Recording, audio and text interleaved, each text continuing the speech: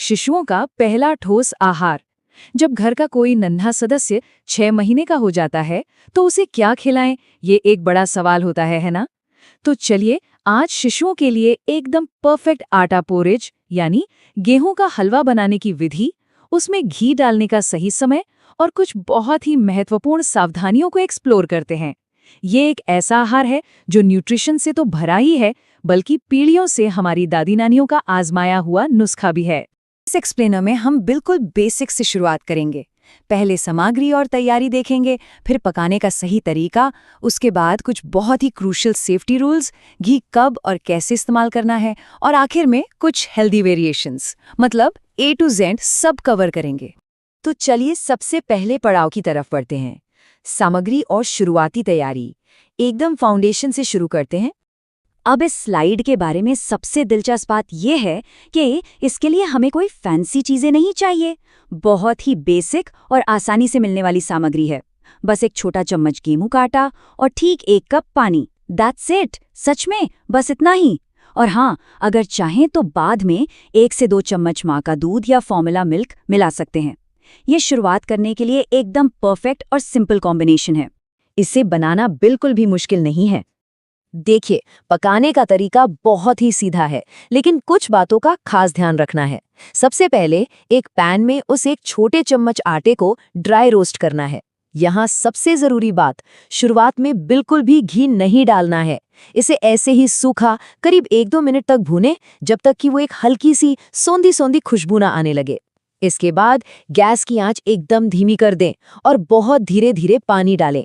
यहाँ लगातार चलाते रहना बेहद जरूरी है ताकि कोई गांठ या लम्प्स न बने। इसे बस लो फ्लेम पर 5 से 7 मिनट तक पकाना है। जब टेक्सचर एकदम स्मूथ हो जाए तो गैस बंद करें, इसे हल्का ठंडा होने दें और फिर वो दूध मिला लें। और ये स्लाइड बहुत ही बेहतरीन तरीके से दिखाती है कि शुरुआत में पॉरेज की कंसिस्टेंसी कैसी होनी चाहिए। एकदम रनी यानी पतली, क्योंकि सोचिए अभी तक शिशु सिर्फ दूध ही पी रहा था, है ना? उसे गाढ़े खाने की आदत नहीं है। इसलिए शुरुआत बिल्कुल लिक्विड फॉर्म से करनी है और फिर जैसे जैसे शिशु बढ़ता जाए इसे धीरे धीरे गाढ़ा करते जाना है। अब आते हैं सबसे महत्वपूर्ण हिस्से पर, शिशु सुरक्षा और कुछ बहुत ही क्रूशियल नियम। यहाँ हमें थोड़ा ज्यादा सतर्क रहना होगा क्योंकि बात नन्हे मुन्नों की हेल्थ की है। तो यहाँ क्रूशियल पॉइंट ये है कि इस पॉरेज में नमक, चीनी या शहद बिल्कुल, मेरा मतलब है बिल्कुल भी नहीं डालना है। 1 साल से छोटे बच्चों का सिस्टम इन चीज़ों को प्रोसेस करने के लिए रेडी नहीं होता। हमेशा फ्रेश खाना ही बना कर दें। जब पहली बार ये पॉरेज दें तो सिर्फ 2-3 चम्मच से शुरुआत करें। और हाँ, वो 3 डे रूल यानी 3 दिन का नियम हमेशा फॉलो करें। मतलब कोई भी नया खाना लगातार 3 दिन तक दें, ताकि अगर कोई एलर्जी हो तो हमें तुरंत पता चल जाए। ये बहुत बहुत ज़रूरी है। चलिए अब सुरक्षा नियमों से आगे बढ़ते हैं और डाइट में हेल्दी फैट्स शामिल करने की बात करते हैं। यानी घी का इस्तेमाल कैसे और कब करना है। ये शिशु के विकास में एक बहुत ही एक्साइटिंग माइलस्टोन होता है। अक्सर ये सवाल आता है कि घी कब दें। तो देखिए, 6 महीने के बाद जब हम ठोस आहार शुरू करते हैं तब घी इंट्रोड्यूस किया जा सकता है। लेकिन रुको, एक शर्त है। पहली बार में हमेशा सादा पॉरेज ही देना है। जब लगे कि शिशु उसे आराम से पचा ले रहा है, कोई दिक्कत नहीं है, सिर्फ तब जाकर शुरुआत में बस 2 से 3 बूंद घी डालना है। नन्हे से पेट के लिए ये बहुत बड़ा बदलाव है, इसलिए हमें बहुत आराम से आगे बढ़ना है। और जैसे जैसे शिशु का पाचन तंत्र मजबूत होने लगे, हम घी की मात्रा थोड़ी थोड़ी बढ़ा सकते हैं। लेकिन ध्यान रहे, इसकी एक मैक्सिमम लिमिट है। 1/4 छोटा चम्मच, जी हाँ 1/4 टीस्पून। किसी भी हाल में हमें इससे ज्यादा घी नहीं देना है। बस इतना ही काफी है उनके सही विकास के लिए।